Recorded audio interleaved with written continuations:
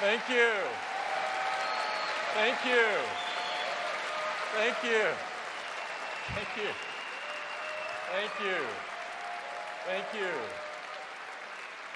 Thank you. Before we start with the keynote, we'd like to take a moment to talk about the tragedy that occurred yesterday in Orlando, Florida. We offer our deepest sympathies to everyone whose lives were touched by this violence. It was senseless, unconscionable act of terrorism and hate aimed at dividing and destroying. The Apple community is made up of people from all around the world, from all different backgrounds and all different points of view. We celebrate our diversity. We know that it makes us stronger and moves everyone forward. Please rise and join us in a moment of silence to honor the victims and the people who love them.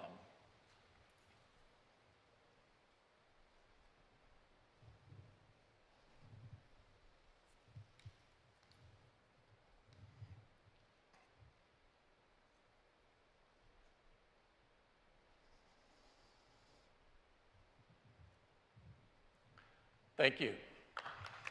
Thank you. Hello and welcome to WWDC 2016. It's great to be here at the legendary Bill Graham Auditorium in beautiful San Francisco. We have a really big and jam-packed morning planned for you, and we couldn't be more excited. Let me give you some details on the conference this year. This is our 27th Worldwide Developers Conference. The developer community has never been more vibrant. We now have 13 million registered developers, with 2 million added in the last year alone. The conference this year sold out, over 5,000 attendees, and millions more watching on the live stream. This is truly a worldwide conference. We have people here from over 74 countries. We're excited that we're attracting so many new developers.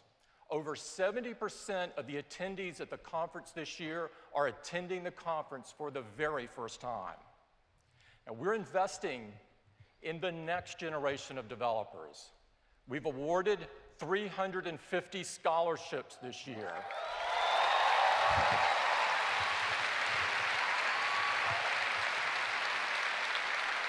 These guys are incredible. If you see them, make sure that you congratulate them. We have over 100 attendees at the conference this year that are under 18 years of age. The youngest is only 9. Wow. I met her yesterday, and she is going to make one heck of a great developer. Now, this week is about helping you get the most out of our platforms. So we have over 100 engineering-led sessions and over 150 hands-on labs with over 1,000 Apple engineers on site here to help you through the week. The App Store started 8 years ago with only 500 apps. Recently, we passed a major milestone. We now have 2 million apps on the App Store.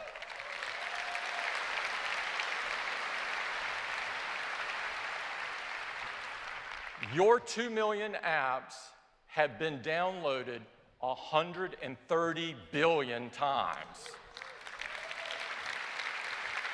And as you know, the App Store is the best business opportunity for developers. We're about to pass $50 billion paid directly to developers. This is absolutely amazing. And of course, successful developers translates to us having the best apps on our platform for users. And this is what really matters. Now, we have a busy morning planned, but I'd like to take a moment to talk about why we do what we do at Apple. Our North Star has always been about improving people's lives by creating great products that change the world. And we've been doing this for a long time. But today, for the very first time, we're going to talk to you about 4 Apple platforms. Each of these platforms is category-defining and world-changing. The Macintosh changed personal computing. Today, it's the most innovative and loved personal computer on the planet. iPhone changed phones forever. It's the best smartphone experience and the gold standard by which everything else is measured. The iPad magically transforms a glass canvas into anything that you want it to be. It's our clearest expression of the future of personal computing. Apple Watch, only 1 year old, it's already the ultimate device for a healthy life. And Apple TV, just announced last fall based on the idea that the future of TV is apps. It's already transforming the biggest screen in our homes. Now, we love creating great apps. We love creating great products that change the world. But we can't do it alone. Developers are a crucial part of that journey. You are a part of everything that we do and everything that we will do going forward, because it's together that we enrich people's lives. Now, we offer you 4 incredible platforms that power these world-changing product experiences.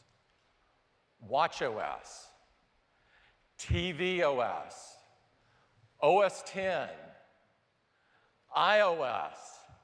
We're going to move each of these platforms forward today, and we'd like to get started with watchOS. And to do that, I'd like to invite Kevin Lynch up. Kevin?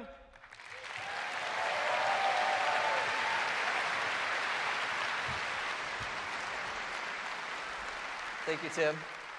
So I am really excited to talk with you about watchOS and show you some of what's ahead. Now, people who are using Apple Watch love it, particularly for quick glances at information and quick interactions. And our top focus is performance, and we've made optimizations across the entire system, including a serious acceleration in app launch time. Your app should actually respond instantly. And the information you look at should be updated before you go look, so it's ready the instant that you are, so you're not waiting. In watchOS 3, your favorite apps can respond instantly. So let's take a look. So we're going to accomplish this by keeping your favorite apps in memory. We're going to support background updates of data and refresh the information so it's ready the instant that you are. And then we support quickly launching these apps and interacting with them. This is going to work for both the built-in apps and third-party apps. Let's take a look at an example. This is watchOS 2, and we're going to look at an app called OneFootball. We're going to launch it from the complication on the bottom left, and we're going to see how long it takes. So here we are launching the app. It takes a few seconds to launch, and then once it launches, it loads some data, and it updates. There we go. So that is a pretty typical example in watchOS 2. Now we're going to take a look at OneFootball launching in watchOS 3. Are you guys ready? Okay, don't blink. That's it.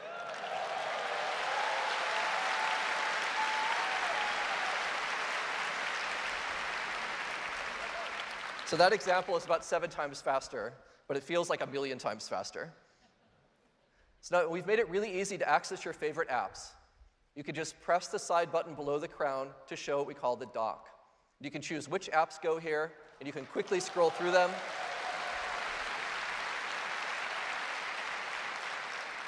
And the apps are now both glanceable and interactive rather than separate concepts. And this is a dramatic improvement in how it feels to use the watch.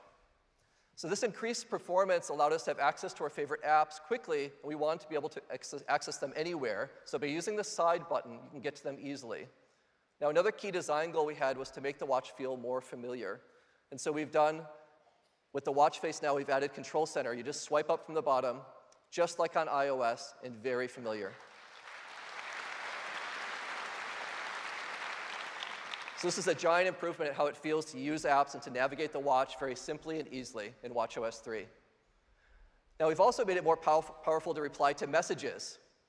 So now when you receive a message, you can see the ways to respond right there. We've removed a step. You don't have to actually press reply now. You can just pick the way you'd like to reply. And if you just scroll down, you'll see your smart replies right below the message. So you can just tap to reply in less than a second. Now, sometimes you don't see exactly the response you like, and you're not in a situation where you can use dictation. So wouldn't it be great if you could just write your message on the watch? Well, we're introducing a new way to do that with something that we call Scribble. With Scribble, you have a new way to respond just by writing what you like on the screen, and you can just quickly draw the letters for your message right there, like writing something like Starbucks. And you can see the letters go right on top of each other.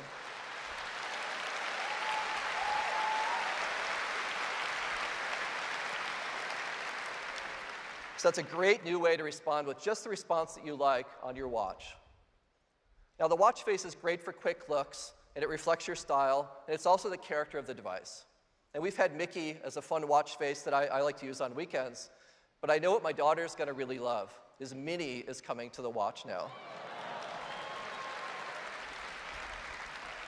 And of course, you can choose from a variety of colors for her outfit that match our bands perfectly. Now, one of the most frequent things people do is look at their activity rings, and we're adding a new watch face specifically for that called Activity. So it's a great, beautiful way to see your rings throughout the day. It comes not only in the analog version, but also a really nice chronograph version and a digital version. So a super good way for looking at your progress during the day. We've also added a really simple new face that we call numerals, which is very beautiful. And the hours actually go around the dial during the day, and you can choose from a variety of fonts that match your style. So a really simple new watch face called numerals. Now, there's a lot of watch faces to choose from, and we're finding that people are actually switching between faces for different occasions. So we're going to make that super easy. You can now just swipe to switch to the face you'd like to use. And you can choose which faces you'd like and how they're configured so you can easily get to them. And we've also added the ability to add more complications to faces, like weather here on the photos face. So now, really simple to navigate and use your watch faces as well. Let's see all of this stuff running live. For a demo, please welcome Stacy Lysick. Stacy.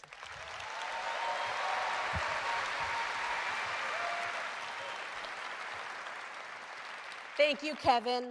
Good morning. I could not be more excited to have the opportunity to show you watchOS 3 today. I wake up to my favorite new face, just the girl I've been looking for. Now, in watchOS 3, you have a place to keep all of your favorite apps. You choose which apps go in your dock, and you choose the order. I can bring up my dock by pressing the side button, and I can swipe through my apps one at a time, or lay my finger down on these dots at the bottom of the screen and fly through my dock to get to any app.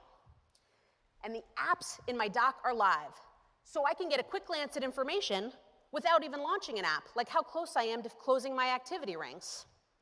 And the apps have been redesigned to put me within one tap of the thing I most want to do. Let's take a look at the timer app. One tap to launch it, and it's right there waiting for me. I can still set a custom timer if that's what I want to do, but the most common choices for a timer are right here on the screen. So with one tap, I can set a 10-minute timer and get right back to what I was doing. Even my favorite apps from the App Store can be in my dock, like Sweat with Kayla and Lyft, and they are lightning fast too. Let's take a look. With one tap, I can call a car,